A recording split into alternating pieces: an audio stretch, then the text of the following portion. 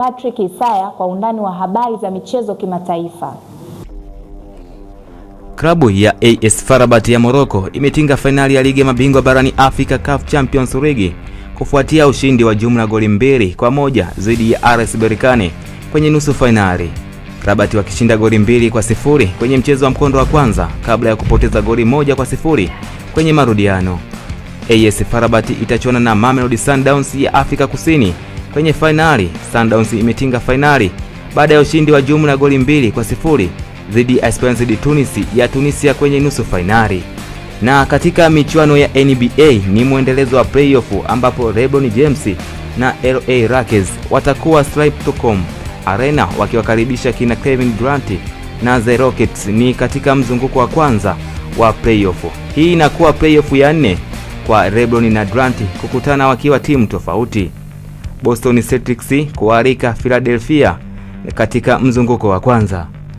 Na mbio za ubingwa wa EPL unazidi kupamba moto huku Arsenal wakiongoza kwa pointi 70 wakifuatiwa na Man City wenye pointi 64 lakini wakiwa na mchezo mmoja mkononi. Leo ni pambano la moja kwa moja litakaloweza kuamua mwelekeo wa ubingwa. Arsenal wanahitaji ushindi ili kujihakikishia nafasi nzuri ya kutetea ubingwa huku wakiongeza pengo la alama. Lakini Man City wakishinda wanapunguza tofauti na kujiweka kwenye nafasi ya kuchukua taji hilo. Mechi chache zimebaki, kila pointi ni dhahabu. Hakuna nafasi ya kurejesha alama kama ukizidondosha. Na katika tetesi za usajili, Liverpool wameungana na Manchester United katika mbio za kumsajili kiungo wa England Adam Walton kutoka Crystal Palace ambapo wanahitaji angalau pauni milioni 80 kumuuza mchezaji huyo mwenye umri wa miaka 22. Tottenham Hotspur wamefikia makubaliano ya awali ya kumsajili beki wa Argentina Marco Senesi msimu wa joto ambapo mkataba wake unamalizika na anatarajiwa kuondoka AFC Bournemouth. Hata hivyo, dili hilo linategemea Spurs kusalia ligi kuu. Newcastle United wako tayari kusikiliza ofa kwa ajili ya mshambuliaji Yoane Wissa mwenye umri wa miaka 29 licha ya kumnunua kutoka Brentford kwa pauni milioni 50 msimu uliopita.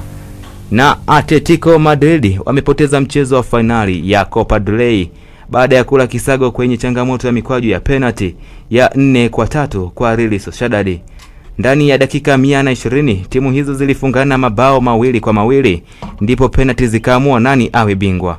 Atletico Madrid wamekuwa wanyonge sana kwenye ishu ya kupiga penalty.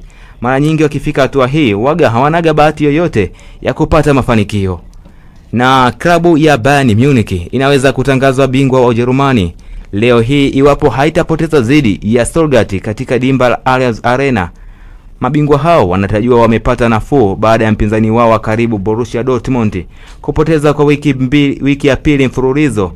Dortmund ilifungwa bao la dakika za mwisho na Hoffenheim kwa mabao 2-1. Kwa sasa Dortmund ina alama 64 na hata ikishinda michezo yake yote 4 iliyobaki inaweza kufikia alama 76 ambazo tayari Bayern Munich inazo. Hata hivyo, Bayern imepata pigo baada ya kuthibitisha kuwa mshambuliaji wake Serge Gnabry atakuwa nje ya uwanja kwa muda usiojulikana kutokana na majeraha ya misuli ya paja. Kutokana na jeraha hilo, Gnabry atakosa mechi za nusu fainali ya ligi ya mabingwa Ulaya dhidi ya PSG. Pia uwezekano wake wa kushiriki kombe la dunia uko mashakani kwani majeraha ya aina hii huwa inachukua muda mrefu kwa ajili ya kupona. Na nyota Lionel Messi ametangazwa kuwa rasmi ni kuzinduliwa kama mmiliki mpya wa UE Conera, akianzisha rasmi mradi mpya kabisa wa soka. Klabu hiyo ya Catalonia sasa inakuwa mradi binafsi zaidi wa Messi ukiwa na mtazamo muda mrefu katika maendeleo ya soka na vipaji vijavyo. Ni klabu yenye historia yenye heshima na akademi imara iliyowahi kukuza vipaji vikubwa kama Jordi Alba, David Raya, Gerard Martin na Keita Bane miongoni mwa wengine. Na huo ndio mwisho wa taarifa za habari za kimichezo zikisomwa nami Patrick Isaya wa Domeko TV. Huo ndio mwisho wa taarifa ya habari. Ulikuwa nami Deborah Godwin na kutakia utazamaji mwema wa vipindi vinavyofuata.